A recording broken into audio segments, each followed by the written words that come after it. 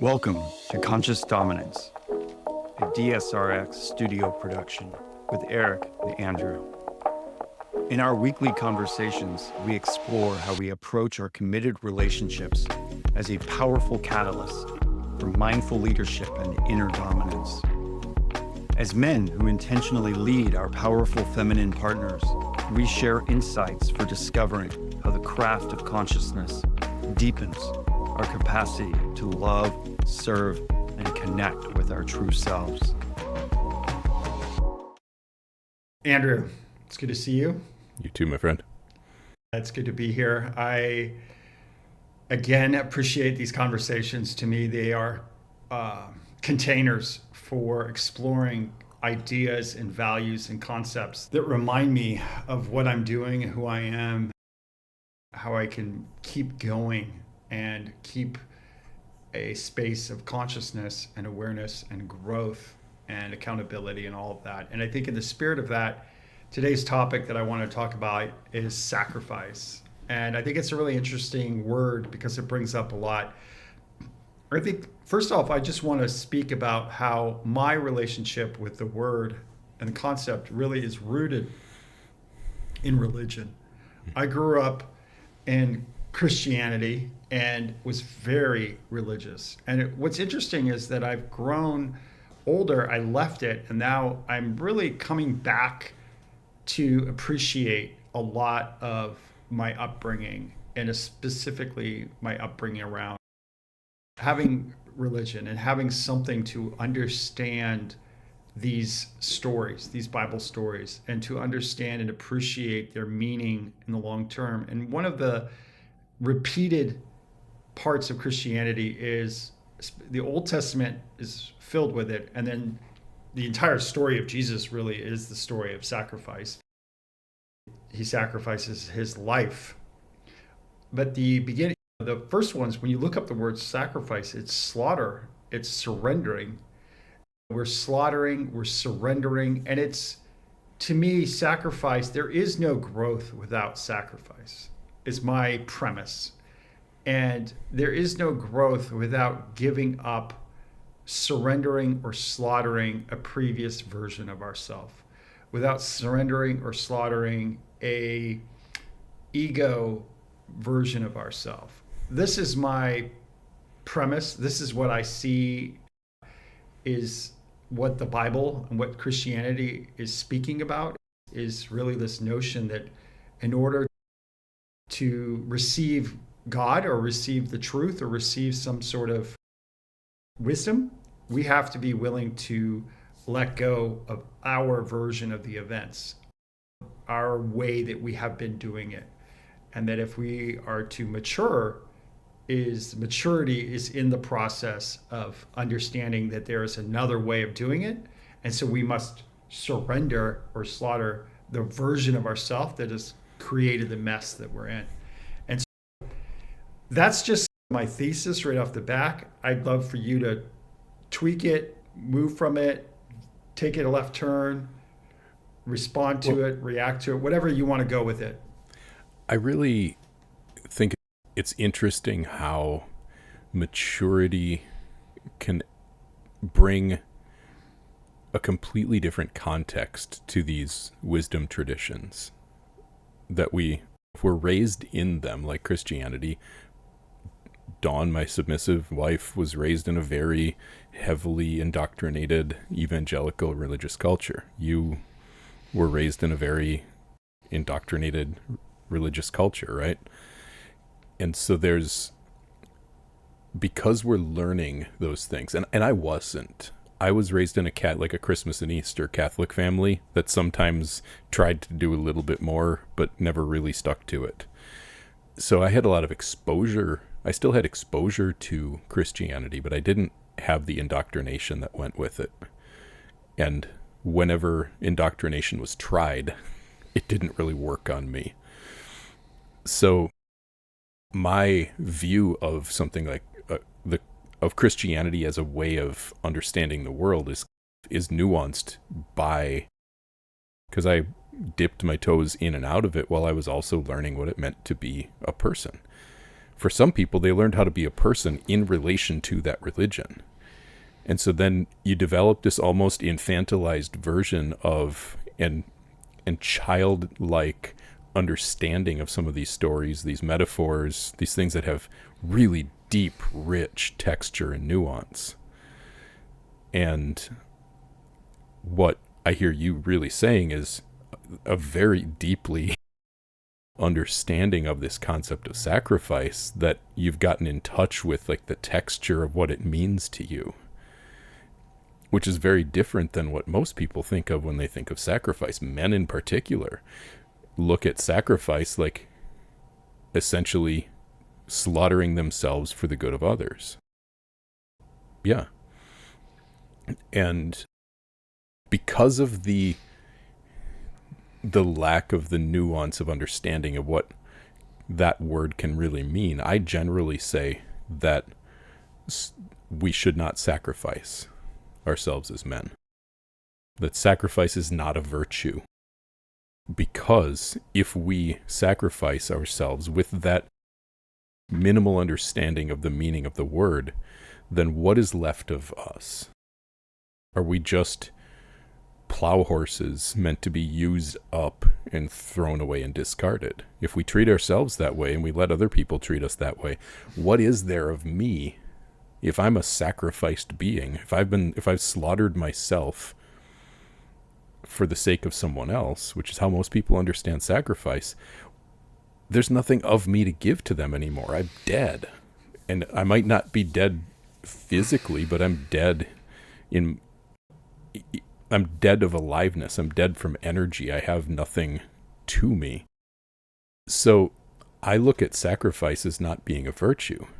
Because anything that we give of ourselves, we always do with selfishness. There's self-interest in everything that we do. We're not sacrificing ourselves for nothing. Most of the time, it's a big fucking covert contract.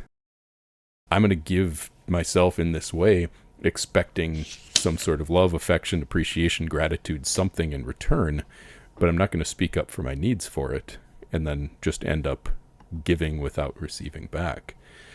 So I don't think when we give of ourselves that it is a sacrifice. And I don't think that when we, to your nuance, let go of something that is of the ego, that is of our conditioning or our programming, I don't think that when we let go of that we're sacrificing a damn thing. I think we're trading it for something better. I'm so glad we have 50 minutes to talk about this. Because I'm like, I just listening to you, I'm like, God, we got to parse this out. That's why we got to do this, because like you just went and you're like, I agree with you, but like we need to back up a little bit. And I'm gonna back us up, and I really want to, before we get to I went to the end. Let's push that aside, but let's go to this other part of you. What is this? I'm gonna ask this question. You're passionate about this. Same thing with selfishness. It's very Ayn Rand. I know that you're influenced by Ayn Rand or Rind. How do you say her name? Ayn Rand. Ayn Rand. And I remember reading that, and it was such a fuck you to religion. Like it was such a call out. And I think this is where I recognized that part of me leaving religion was felt like I was being trained to take away my power, that trained to not be a man, I felt very demasculated. My sexuality, my initiative, my individuality, my disconnected power, from your body's signals. Disconnected from my body. All of those things, I felt like it was one big, like I am a sinner. I am a problem. Like my very existence is a problem. And so I had to come to a place, and so I'm going to ask the question of you, when you say this, if we were to just isolate things for a minute and say this version of what we're speaking about, let's call this like the AR version, what is the problem that of sacrifice? What's the problem of sacrifice in the 90% of what you were just talking about earlier? Of why is sacrifice something that we should be wary of as a man? Because it's the worship of death. To sacrifice ourselves in the traditional understanding of that word means that we are worshiping death. We are choosing to give ourselves away for nothing, for some promised reward in the future. Ayn Rand was an avowed atheist and was probably the closest to conscious spirituality of anybody I've ever read. Like, passionately avowing atheism. Fascinating. I remember hearing somebody say there will be more atheists in heaven than there will be Christians. I heard that said by a pastor one time, and that one kind of blew my mind. The problem with sacrifice is that it is a giving away of authenticity in exchange for trying to get something from someone else. That's the big problem. It's all attachment, it's clinging, it's neediness. If you've read, I mentioned Covert Contract before, there's no better way to sum it up than Robert Glover's book, No More Mr. Nice Guy. No More Mr. Nice Guy, where he talks about the covert contracts, which is like a two-way contract, but you are the only one who's entered into it. The other person is in it also, doesn't know that they're in it. And so that's really what sacrifice is most of the time. It's not actually a virtuous act. It is an attempt to get something in return. How about this? I agree with you and I disagree with you. Or let's say it's incomplete. So I feel like as a man, we are trained this day and age to sacrifice, to be women. I'm going to say it bluntly, but that's essentially what. There's this incredible pictures of my grandfather when it's like during the 20s and 30s of him in school. And I looked at these photographs, and this is high school. Every single man in that picture had an aura that looks like you are right now, like a fucking man. Like there was something in, you could just feel it. When I see pictures across the board of my kids' schools, the boys, they're all like demasculated. They feel like vacant and vacuous and energetically depleted. And I think one of the things that I remember being in a previous relationship, and I was like, you have no idea. You want me to behave in a certain way and act in a certain way, and you are not honoring the part of me that is essentially a man that has these qualities. And because you want me to skip over and be over here without honoring this, I will resent you for doing this. I will resent that. And by the way, I'm going to be a weaker version of myself. I will be doing this from a limited resource and from a weaker place. And essentially the crux of what I'm trying to say here is we're trained to be unselfish, but in a way that's very covert, right? And then what you're saying is be authentic, be yourself, do that space, be in a place of authenticity. But from that energy, if you decide to be unselfish, if you decide to sacrifice or do something, it's not a sacrifice because you're doing it from it's like a full cup and the water overflows.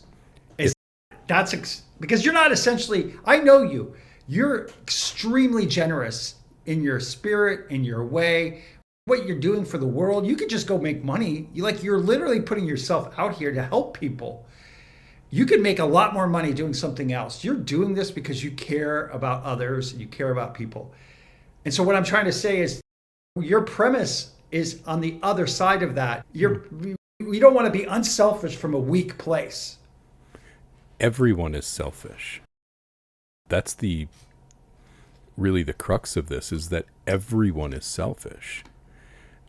And if I'm giving of myself, if you are giving of yourself because you want to, and it fills something up in you to give of yourself, you didn't sacrifice anything. You made a trade.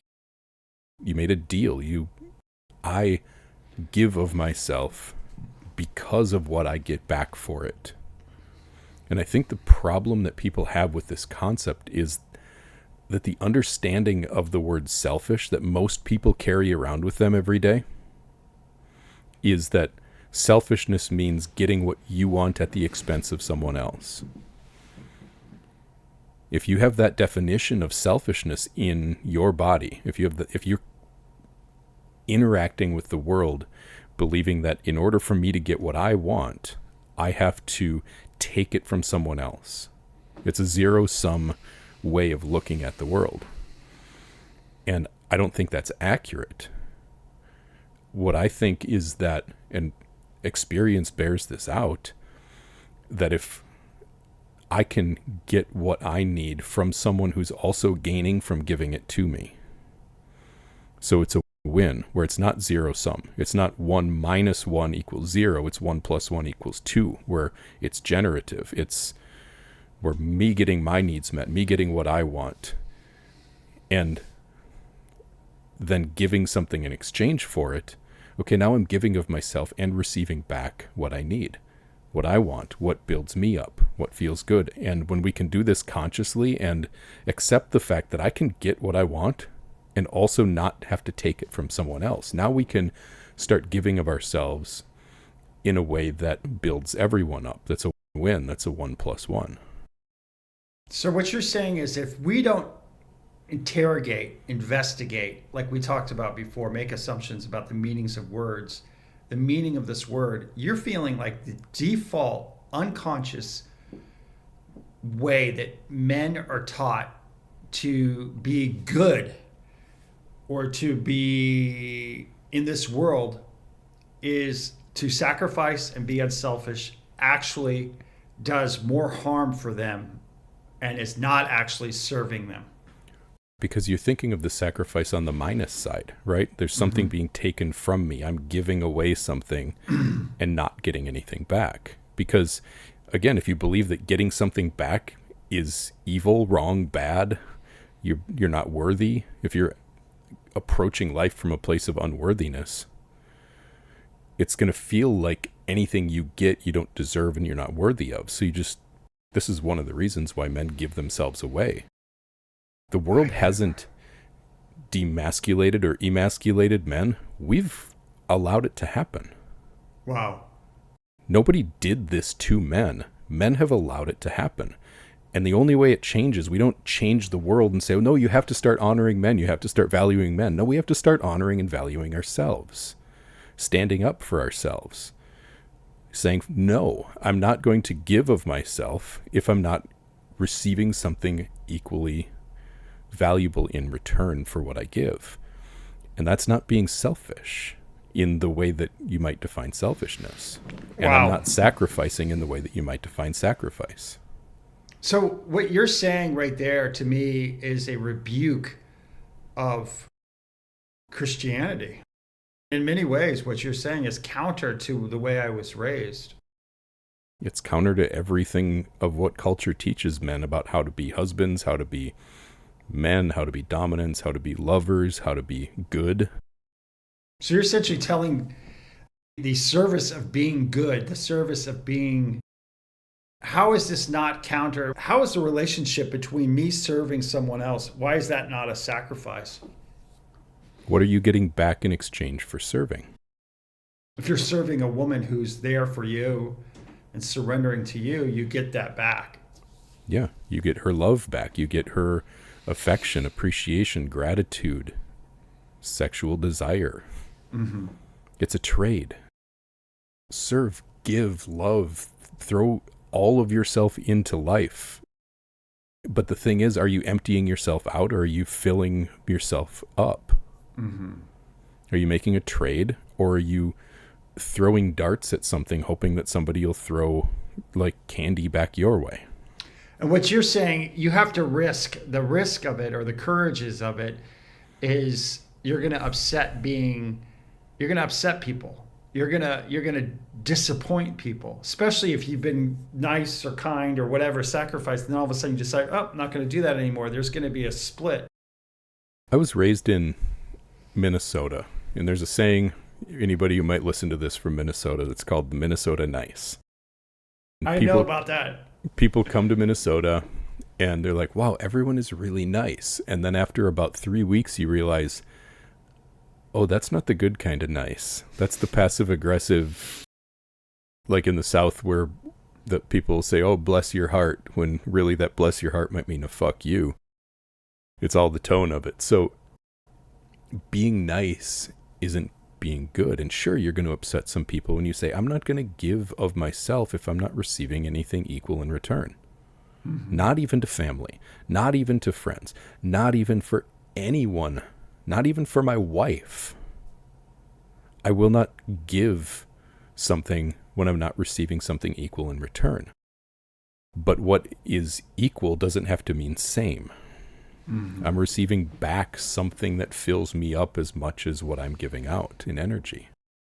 I think that's the whole premise. That's the thesis. This gets at the crux of what you're teaching. This, if you don't understand this, you don't understand conscious dominance. You don't understand what infinite devotion's about, correct?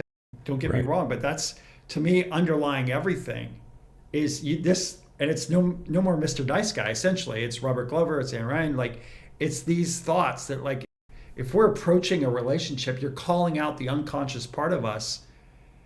If 95% of us is unconscious, so much of that is not just our nature, but it's our nurture. And the nurturing that we've gotten is a conditioning that extols the virtue of leading with sacrifice, leading with unselfishness. And what you're saying is, wait, like that should be a byproduct of, and be more calculated. Essentially what you're saying, don't get me wrong, is to be calculated in our giving, like discerning. Maybe it's a better word, would you say? Great word. To be discerning in our giving and in our sacrifice. And unashamed of our need and our worthiness of receiving back.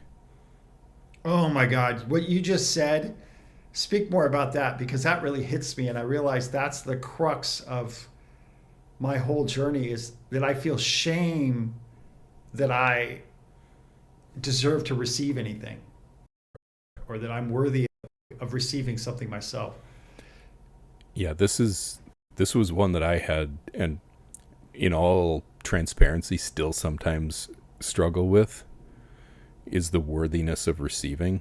Mm-hmm. Especially the more you give in this formula, in this trade, the more you give, the more you receive. Mm-hmm. So the more you give of yourself with discernment to places and people that will reciprocate mm-hmm. that giving, mm-hmm.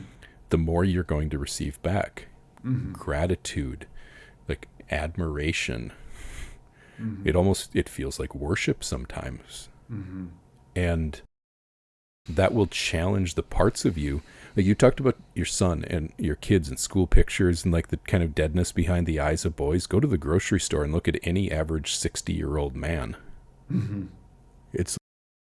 They follow their wife around like a puppy. They forgot what it even meant to have an opinion.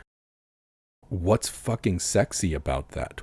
That's the danger in sacrificing, is you become a shell of a human being, and then there's nothing left of you. There's nothing left to desire. There's nothing left to want from that woman. So you might think you're giving her what she wants, but in the process of doing so, you're taking away from her what she needs, which is your presence, your intensity, your ability to see, your strength. And this is why I say, this isn't being done to men. This is being conditioned into men, but we are going along with it. We have gone along with it. And breaking out of it is going to break the fucking mold, and we have to be okay with that. Do you know, I have to say that it's both you. There's been the two most influential people on my relationship in my life are you and my soon-to-be wife, my girlfriend, Rachel. the two of you both advocate for me to be for this. She calls me out when I overly give. She calls me out and advocates for me to stand in my power, to stand, but she does it in a really feminine way. She reflects back to me, but I've seen it through the relationship. Not everybody has that. Not everybody's blessed to have two wise elders in this regard with them. And I wouldn't be here without that guidance. Like, it's so conditioned in me, I realize. And I think that's where I'm recognizing just in real time that this is at the crux of what's gotten me into the mess that if my life has any part of it that's a mess, it's because of this. It's because I have given and sacrificed as a default, as in indiscerning kinds of ways. And not until I have been with people that are actually, what the fuck are you doing, buddy? Wait, you need to prioritize yourself, take care of yourself, get your strength, and then move from there. And I think in relationships especially is where I've seen this.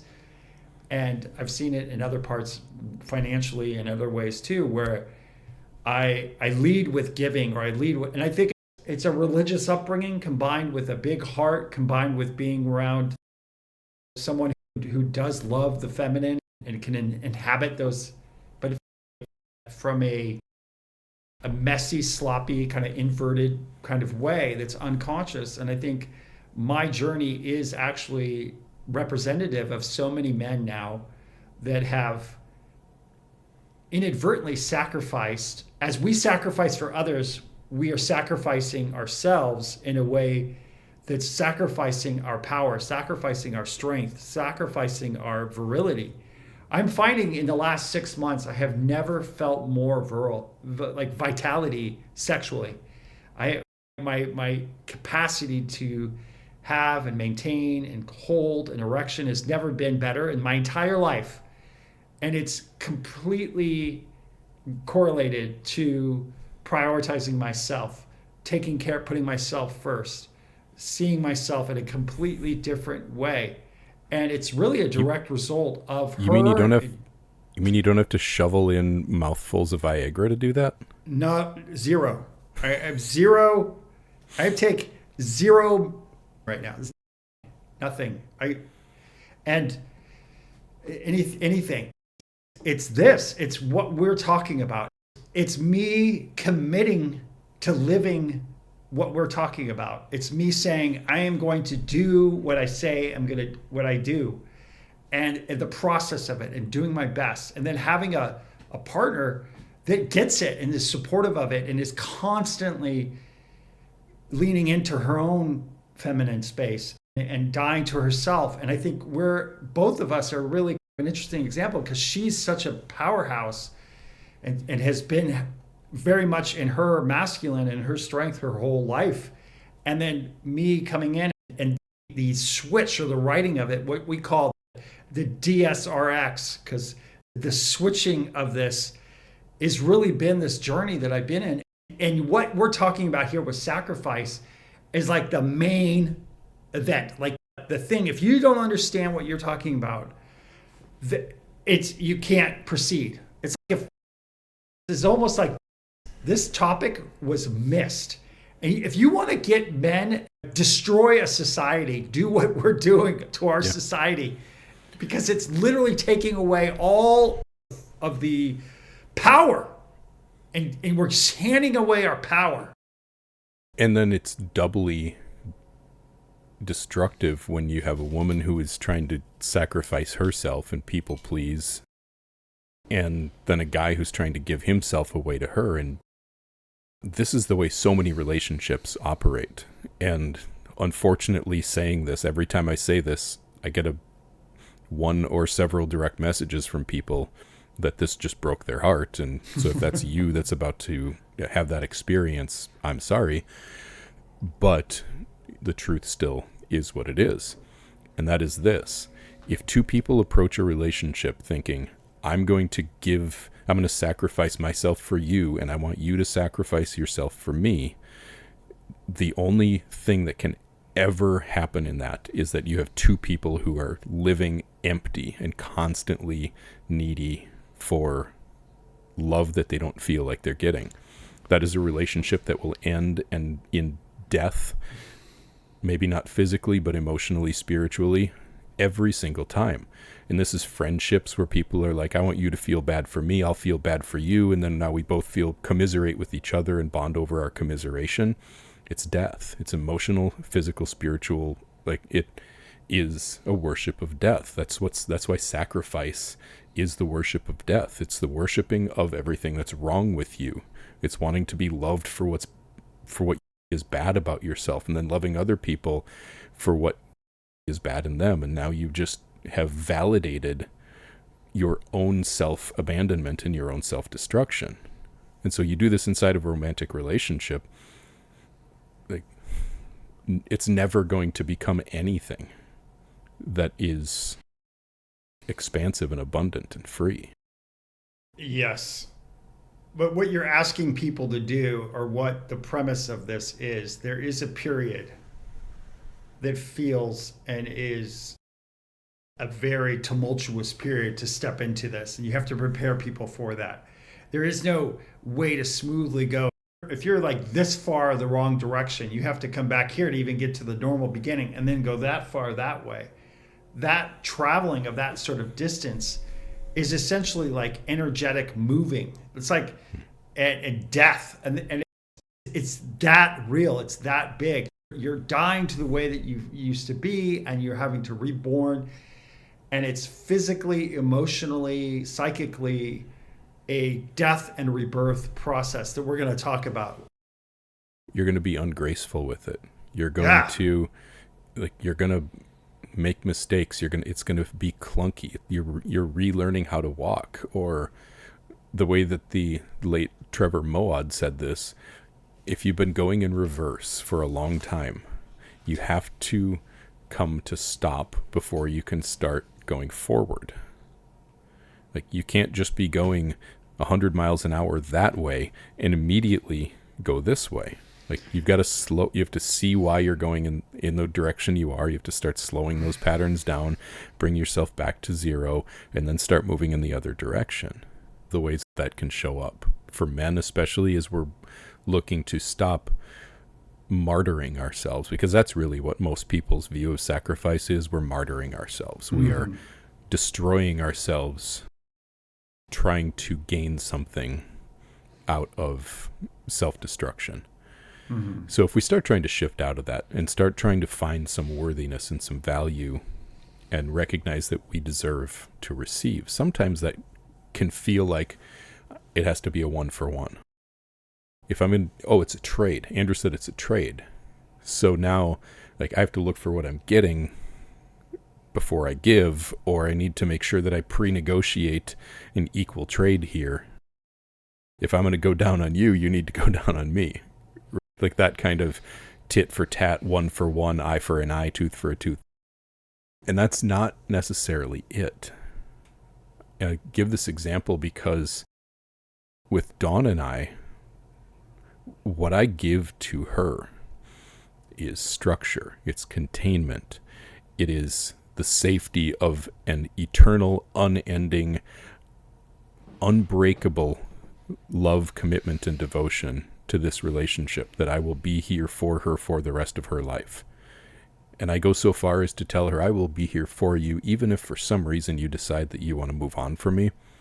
I'm that committed. I will still support you and hold you and be here for you for every moment for the rest of your life. That's how in I am.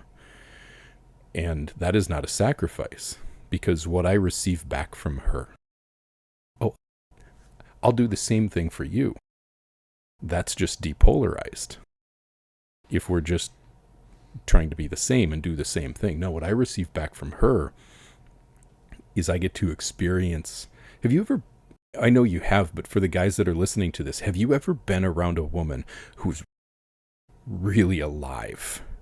Like, just that, I call it sparkling, that energy, that X factor, that just, there's just something to her, and it's magnetic, and It's just everything. That's what I get back from her by giving to her in the ways that I give to her. I get to access that energy of her beingness, of her aliveness. She only really gets to receive and be in from a place of safety and containment and structure and being able to set down her fears. I say this just for the sake of looking out for not putting yourself into a situation, to like a depolarized situation or a needy situation where you refuse to give until you get, or you like try to make guarantees. No, you just, you know what comes back to you, and you know where it feels like you're receiving back in equal and oftentimes opposite measure. Do you think it's possible to give without to an unconditional giving, like a giving without cherished outcomes? Like what you're saying is that we give because we have some outcome that we want. Is it possible to give and sacrifice for something bigger than ourselves and not expect anything in return? You said it, for something bigger than ourselves. Even that is sacrificing for an expected return. Trying to find where God or some sort of spirit, if something bigger than ourselves, where does that fit into this equation? This is God. God isn't out there. God is in this exact energy. This is God. This is God in us. This is us experiencing the energy of a living God in the way that we give and receive. What you're saying is that you become an expression of God. Well, you already are. You're just actually interacting with that energy. It's not about sacrifice. Here's I think the biggest problem that the bulk of Christianity and other religions sell this thing where you sacrifice this life for a different one later. Give yourself away, empty yourself out here, and then when you die, it gets better. Fuck that. This heaven exists here. Heaven exists now.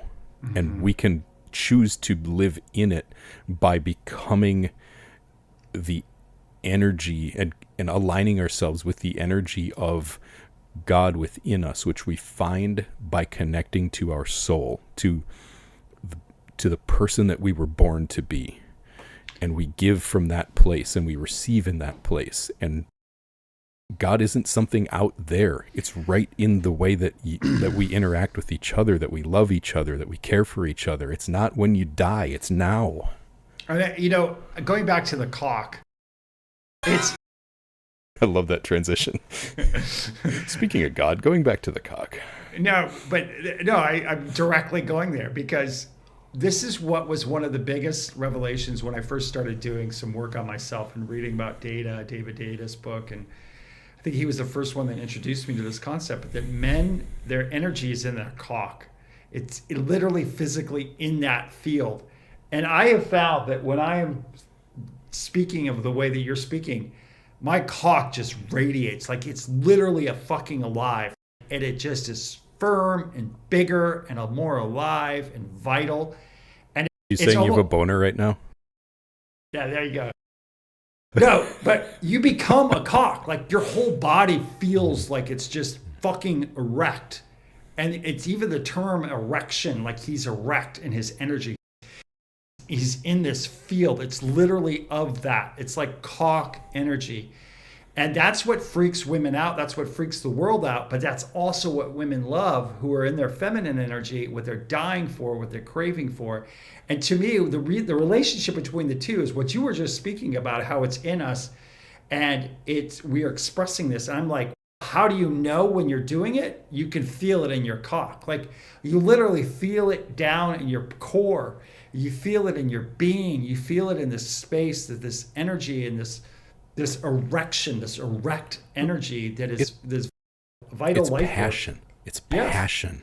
It is. Like, this topic, when you brought it up, so you texted me and told me that you wanted to talk about this, and I didn't respond. I didn't say a word because I wanted to to just save up all of this energy because this is a subject I'm so fucking passionate about, men really owning your energy. Mm-hmm. That's really what this comes down to. It's the cock, but it's everything. Like, this is what it means to live and walk with God. This is life itself. And yes, women are by and large terrified by men who are passionate. But guess what? Men by and large are terrified by women who are emotionally expressive and free, because she can't be contained. She's bigger than all of us. We're terrified of each other, but we're terrified of each other because we're terrified of ourselves, right? This is the problem that most men have, is they are terrified of their own strength. They've absorbed some kind of belief that it's bad or wrong to passionately pursue life and to really come alive. But deep down, you ask a woman, ask her body, not her head, not her mind, not her fear, not her programming, but you really tune into her body. What does she want? Does she want that guy who's 60 years old walking behind her at the grocery store saying, "Yes, dear, I'll grab the pickles off the shelf"? Or does she want somebody who's fucking alive and passionate? No, we're leaving. We're not going to the grocery store today. We're coming here. Yeah. So, we give them a gift by challenging their very fears about men. No, yes, it's true. It's true. That's exposure therapy too. We actually have to lean into the thing that we're scared of. I think what's interesting is, for me to get feminine Rachel, I actually have to go through a period called upset Rachel. And you go from upset Rachel or overwhelmed Rachel, hold that without freaking out, keep that energy high and hold that. Then we get to a space of feminine Rachel. Same with men, where a woman is around a man who says no, who's in his power, and she's like, whoa, and it does a little bit of fear, but you keep holding that on the other side of that person's there for you.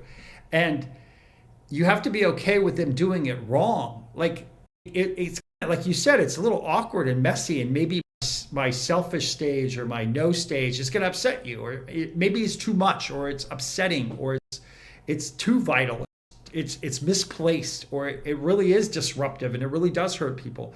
But if you squash that or shame that or push that away, you're going to lose that person. That person needs to grow and develop. This is where boyhood to manhood. But the problem is, because most men didn't get that when they were younger, they're having to do it later, which is even harder to do, because there isn't a culture to support that or society to support that, and you're on your own doing it. That's what you do. That's what I do. That's what we help people to do, is to grow through this maturation process, which really is a return to something that they had when they were younger, hopefully at some point. When it comes to this kind of stuff, am I in my masculine? Am I in my women trying to figure out how to be in their feminine? And a masculine man and like a divine masculine, like, you know what? Be yourself. Stop worrying about trying to be in your masculine, trying to be in your feminine. Just be you. And if you can be who you are, if you are naturally a masculine being, you're going to operate in a masculine way, which means you're going to start feeling passionate, and you're going to start driving for results and trying to make an imprint on the world, to change the world and create the world more in your image. We did all these episodes a little while back now on the 4 agreements. We never talked about the introduction, which the phrase in the introduction, the sentence in the introduction, where the character in that story has someone tell him that he must be God. And he said, "Yes, I am God, but you are also God." That was one of the most impactful things in that whole book to me.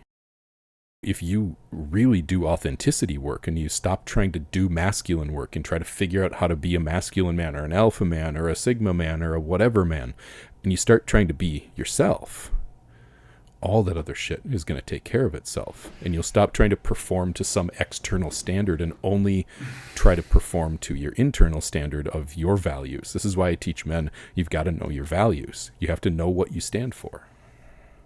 So well said, Andrew. That's why I'm here with you, because I really believe you in that. It's why you're here with me, because if anything, I'm authentic. I roll the way I roll, and that's sometimes a mess. Sometimes it's masculine, sometimes it's feminine, sometimes it's a fucking just hands up in the air. It's a bit foolish. But that thing of being, to me, that's what being an artist is. I think if there's anything that I can stand firm in and claim, it is being an artist.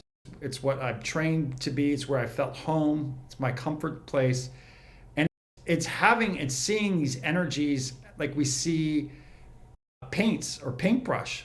This is where part of being authentic is to see that we have access to different expressions, to a range of qualities, and that discernment, can we use it at this time or here at this time? And it's a lot like being a DJ, and you're in the booth and you're turn the volume up here and then turn this down right here and this, and listening to our heart, listening to ourself, all within our values. Like the values are the box. It's I'm here, I play this. Values in some ways are your aesthetics. I always think of values and aesthetics as very similar. It's what do you think looks good? What do you feel right about? What vibes right with you? What's your feelings that feel like it's an authentic version of yourself? And I think values, when they're done from a Christian space, they're almost like they're put on you. But feel in your body. How does it feel in your core all the way down to our root chakra, down here? How do the values up here, or do they come down and they feel really good in our core and down our entire body? And it's the values, we have values that can arise up here. They're like shoulds that we think we should be. And then there's values that kind of come through the whole range. God, my fucking life up until this really landed for me a few years ago. Everything I would ever do about goal setting, values, all of these things, the first thing that I would do, and without even realizing it, was I would go, who do I want to be? Who do I wish I was? And I would set my goals. I would make my career decisions. I would make financial decisions. I would decide on my like what I was going to value, all based on trying to become someone else. Mm-hmm. Like I was trying to get away from this and become something that I had decided was good, that I needed to become in order to be good. Mm-hmm. And that's why it never worked. I went through a period in my life where I was going to be a billionaire. That was what I decided that I was going to be.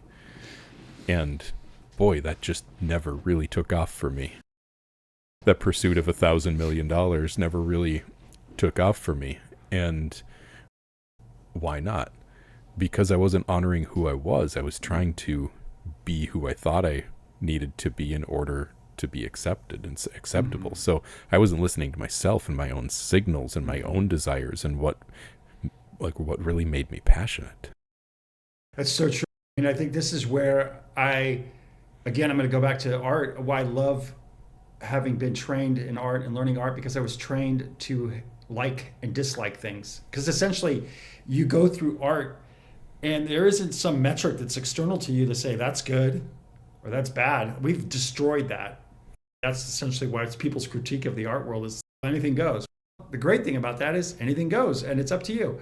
And you get to be the one who decides. And your courage to listen to your own inner voice with that is really what the point of being a hero is. It's what you're talking about. It's the capacity to hold a vision for ourselves and for the way that our life could be that may be counter to, it may be even counter to what we're talking about. You might be somebody who's like, I am actually really want to embrace my inner feminine and I want to be in that regard, or I am queer and I go both ways with this and I'm this way. Like, it doesn't matter. One's not better than the other. What we're talking about, what you're talking about is saying, please see that there are these energies and these forces that are out there, and that if you're not authentic with yourself and you're just going along with the motion and depleting yourself and putting things out there and giving, you're less and less and less of yourself. Listen to what feels right in your body through and through. And then continue to challenge and question everything all the time. One of the things you might think, this is really authentic, this is really me. I see this all the time in the, you use that word queer, or I go both ways with this stuff. Okay, maybe, but maybe you've attached to an external identity and decided that's what you want to be and how you want to be seen, and now you're trying to shift your internal reality to match that. And you might not even know that you're doing that. Most of the time, most of the identities that we create for ourselves turn out not to be real. We have to be willing to continue to question everything about ourselves, including everything that we think we are and everything that we think we need to be and everything we're afraid of being. Like there are some people right now who are afraid to be a straight white man, especially a straight white dominant man. Like, makes them bad or wrong in some way. And what if that means that what you need to receive is the love of a submit woman? That's okay. So we have to be willing to challenge the identities that we create for ourselves and really question them and continue to question them. Because I tell people this all the time, Eric, you are not who you think you are. Everything you've thought yourself to be, you've created for yourself out of, back to the 4 agreements again, the big mitote, the dream, all the programming and the conditioning of your youth and your childhood. Well, you know what? I'm going to bring things full circle here. And you said you are asking people to sacrifice their version of themselves. So there is a sacrifice that's necessary, and that's the willingness to give up the false sense of ourselves, the false versions of ourselves. And I think that's a more nuanced way of thinking of this, and maybe a place that we can end this on. But there is a place for sacrifice, and it's like letting go of the bullshit, letting go of the part of us that thinks that we have to sacrifice. Like, that's where it folds in on itself. It's like you are sacrificing something, but it's sacrificing the part of you that thinks you need to be a martyr. Yeah. But that's the part that needs to die. So sacrifice your sacrifice. Exactly. Wow. That's deep. But yeah, and maybe also recognize that even in that you're still receiving something. Yeah. And that you're still trading off that old version or that old way of being for something new, more expansive, more abundant, more aligned with you and your values. And I think your values are those things that you are willing to lay down your life for. Because I do think there is something to know, to say, hey, there is a place for the worship of death, but it's for your values. It's not willy-nilly. There's a place for valor. Yep. And even that should be questioned. But even that, if you lay down your life for something that really matters to you, you made a trade. You didn't sacrifice. You didn't give anything up. You stood for something. Like, even in that, you made a trade that was worth it to you. So I love this conversation. I love this topic. Thank you very much for giving me a chance to cut loose on something that matters so much to me and means so much to me. I'm changed. I actually have heard you talk about it. I've thought about it, but I haven't heard you talk this much about it or thought this much about it for this length of time. And so I'm really grateful. I feel like I was able to mud wrestle with you a little bit. Just fight, it was a little sparring. It wasn't too violent. It was more, but it felt good to play with this thought and bandy it about a little bit. So appreciate you. Thank you. Thank you. And for the guys who listen to this who don't have men in their lives, who are encouraging them to really stand up and in their life. And correct. I've had that guy before. I've had that guy in various podcast hosts, authors. Like, other people have been that for me, and now that is really a part of my passion in life, is being that guy for the men who don't have it. I know, and I love what you said, and I think something that I really want to feel and honor is take the shame away from standing in our power, standing in our dominance, our authority, and our masculinity. Let's take that away from feeling shame around that. Let's be proud for it, and then we can put it to use for good. Take it out of the shadow. Exactly. Appreciate you, Andrew. Thank you. You too, buddy.